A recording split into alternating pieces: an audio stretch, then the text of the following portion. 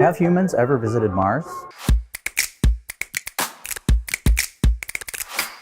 Well, no, humans have not been to Mars in person, but we've sent plenty of spacecraft there in the past. In fact, we have 2 operating rovers on the surface of Mars right now. These rovers are really instrumental in telling us what Mars is like in terms of the weather, the surface conditions, how cold it gets. So when we do want to send humans to Mars, we'll know a lot more than we would have otherwise. With our previous missions through a robotic spacecraft, we've learned a lot about how to land on Mars, not only in terms of getting spacecraft to the surface, but the conditions that come with landing on Mars. So why haven't humans been to Mars? Well, first of all, it's really far away, and so building the technology to be able to travel that long distance and protect the crews from the space environment and making sure that they can survive through the long journey is really important, and so we're still working on that process. Artemis will help us with that as we send humans back to the moon, which we've done previously but haven't been to in quite some time. This will also help us then develop that technology that we're going to need to get humans to the surface of Mars and then back again.